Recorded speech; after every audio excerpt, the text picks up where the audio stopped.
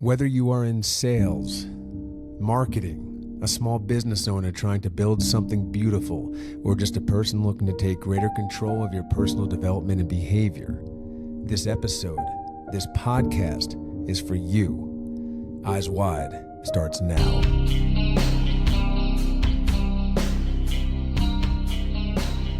In this first episode, we will be exploring the power of belief, how it provides hope, healing, the overcoming of challenges, negatives into positives, and how it provides you with the internal drive to power you through your personal and professional journeys. So who am I? Why listen? Well, along with the content I share and the information I provide, I'll be interweaving in some personal stories, both good and bad, that have brought me to where I am today, with the opportunity to spend some time with each of you. Most recently, I was a commercial officer and sales leader of a public medtech company. There I recruited, built, strategized, developed, scaled, and helped an organization and the individuals involved reimagine what was possible. Before then, I have been in sales, or as I prefer to call it, influencing all of my adult life. My mom and dad would likely tell you that I've had a line of shit to try and get people to see things my way well before I even knew how to read. And they're probably right. Now, I won't bore you with too many more details right now, but I have been very fortunate with the opportunities and experiences my parents and God have provided for me. I grew up in New York, chased down some dreams in Hollywood, and learned along the way to fully embrace every experience, every cause for a smile, every reason for a scar. And through it all, I've just worked to maintain this belief that I was continuing along my path to fulfilling my purpose. As we dive into this idea of belief, I wanted to present a quote from Martin Luther King, where he states that faith is taking the first step even when you don't see the whole staircase. Now, this quote captures the essence of belief in action, and it's a great starting point for this podcast. It highlights that belief is not just about hoping for a better future, but having the courage to move forward even when the path isn't clear. This concept is pivotal in overcoming obstacles, as it requires us to trust in our ability to achieve our goals despite the unknowns. Now, let's face it. You don't have a crystal ball, but I will tell you this because I am a believer. I know how my story ends, and I want each of you to have this sense of freedom and power that comes along with knowing how your story ends. Your last few pages are already written, I promise you, and it's magical. It's the chapters that still read between now and this ending that you are still working to create and write. So grab hold of your faith. Grab hold of your beliefs and get busy working on your dreams. But like any of you, I too doubt myself more often than I care to admit.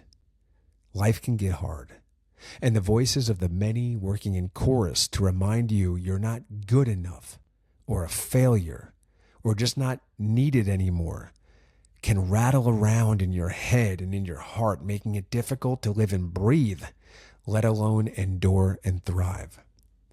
And the more you try, the more you put yourself out there, and the more you accomplish, the more people will be waiting for and yearning for your eventual fall. Know this.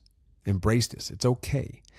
Just let those burning arrows heading your way continue to fly. They're going to fly anyway, but just use them to light your path forward. That's all you can do.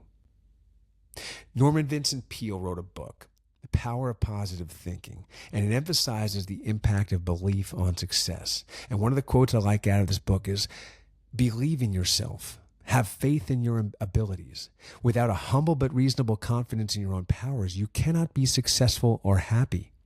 But with sound self-confidence, you can succeed. Peale emphasizes that belief in oneself is foundational to any success. It's the cornerstone of everything that we do. This self-belief serves as a driving force that propels you to act, even when faced with daunting challenges. This level of belief, especially when coupled with faith, forms a potent combination that can help you achieve your goals, regardless of the obstacles you may encounter. All right, right, real quick. There's something that I wanted to get out there, let everyone know listening to this podcast. It is available now. It is Eyes Wide, the Sales Guide #1. This is going to be 6 tips for mastering sales with new language and techniques. This is 6 of my very first hacks. And what I wanted to get into, something that a lot of people aren't doing, is bringing in information from other industries, not just whatever it is the industry you're doing, because being exceptional in sales requires more than just knowing your product. It involves mastering the language you use and learning from other industries to stand out from the competition. This guide will walk you through 6 key strategies to elevate your sales approach, making you not just good, but exceptional. DM me guide, the word guide, at EyesWideCP on Instagram, and I'll send you the link for download. All right, so what I wanted to get into now is about the challenges that are going to test your belief. I mean, as we discussed earlier, life can get difficult personally, professionally. There are challenges that can test your belief and faith. These are just failures, losses, setbacks. Life is not a straight line. There will be ups and downs every step of the way. But if by chance you haven't experienced any sort of loss or setback at this point in your life, I would say that you aren't pushing hard enough. Your goals and dreams are not nearly big enough because you aren't finding your personal and professional edges. I challenge you to identify a single noteworthy person that hasn't experienced a monumental setback.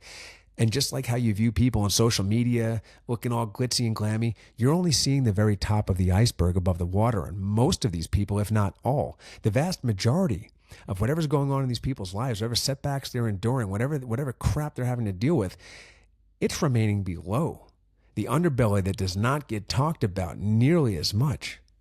So everyone is getting tested. Make sure that you're getting tested. Again, if you're not experiencing setbacks, man, get out there. Try some things. Try some things big. You will fail, and you will need those failures. You will need those losses to power you through. I promise. Because when you are tested, how are you going to react? It is not about the test. It is about the reaction to the test. Do you quit or do you endure? Because it is in these tests that we will truly understand our commitments and our beliefs. But understand this. Without belief, there is no commitment. And you're going to need that commitment and faith during these tests, because that is what becomes the source of strength and motivation to carry on, to move forward, to proceed. Nelson Mandela once wrote, "I learned that courage was not the absence of fear, but the triumph over it. The brave man is not he who does not feel afraid, but he who conquers that fear." Mandela's words illustrate how belief is tested in the face of fear and adversity. And this guy's life, for those of you that know, some of you may not know, but he spent 27 years of his life in prison. And he had to sustain a belief throughout that entire 27 years. He is a perfect testament of the power of unwavering belief in justice and equality. And this is a powerful example of how enduring belief can lead to monumental change and success, even in the most challenging circumstances. And then Nietzsche. We all love Nietzsche's quotes, but how many of us have really heard the words and let them sink in and hit home? And how many of us have actually reflected on these words? That which does not kill us makes us stronger. That which does not kill us makes us stronger. This perfectly depicts how challenges, while testing our beliefs, also strengthens it. He understood, like all of us should understand, the trials we face are not just obstacles, but opportunities to fortify our belief. When you have belief, you will emerge stronger and more resilient from the setbacks. And these setbacks will become less and less effective at stripping you of your motivation. Look, I am a person who hates to lose. I hate it. I'll throw over the fucking coffee table on game night if need be. But while I hate to lose, I'll let you in on a little secret. I love to get beat. I love knowing that in that particular moment in time, someone or something outplayed me, outprepared me, and caused me to dig deep, rethink, re-strategize, and come back stronger, more intelligent, and more inspired to win. While I hate the losses, and gosh damn it, I hate the losses, I give gratitude to the fuel they create for my fire inside. So how do we turn these negatives into positives? Or what examples do we have of turning negatives into positives? What role models do we have? Because belief must act as a catalyst for transforming these negative experiences into positive outcomes. Thomas Edison.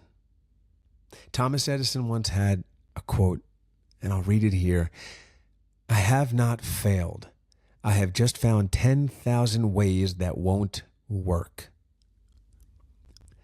Whatever you think of Thomas Edison, depending on the books that you read, he stole more than he came up with on his own, whatever. That's not what this topic of conversation is about. What Edison did understand is who he was and what he wanted to accomplish. And he was well aware of how he wanted to be remembered. Okay? And his journey as an inventor is often highlighted by his relentless pursuit of success, despite the countless failures. And his development of the electric light bulb is obviously the most famous example. But during this time, Edison faced thousands of unsuccessful attempts before finally creating a working model. And rather than viewing these attempts as failures, Edison saw each as a step closer to success, a process of elimination that brought him nearer to his goal. His belief in the value of perseverance and in the eventual success of his work was unwavering. Edison knew that belief, when unwavering, can lead to success regardless of the immediate outcome. This idea of an immediate outcome or immediate gratification, that's one of the biggest mindset shifts that need to occur in any of our paths, on any of our journeys and our approaches to self-actualization, self-maturation. Getting away from this idea of instant gratification is so important. It is so important. Learn to embrace the actual journey that you're on, not just making sure that you have instant feedback and gratification. Seek the feedback, but the gratification, let that go away. Because remember, the bigger the goals, the longer the delay to gratification, but the greater the satisfaction. As we come to the close of this very first podcast, I want to encourage each of you to reflect on your own challenges, your own difficulties, whatever tough things are going on in your life, and ask yourself, do I believe? If there is anything I want you to take away from this podcast and my words, it is that I no longer want you thinking of setbacks as negatives. I don't want you to ever again be punched in the face with a no or a loss or a miss or any other obstacle or bad thing that happens in your life without you pausing, taking it in, smiling, and saying, good. Thank you. Thank you for making me stronger, more galvanized, sharper, more capable, and more full of belief. Remember, you risk nothing by believing, no matter what happens, regardless of the outcome. If you believe, when you believe, you win. Thank you so much for tuning in. This has been an absolute dream come true for me, and I hope you enjoyed the time as much as I did. Please subscribe to the podcast. Make sure you don't miss the next episode, and don't forget to tell your friends. Until next time, eyes wide. See everything. Thank you so much. Bye-bye.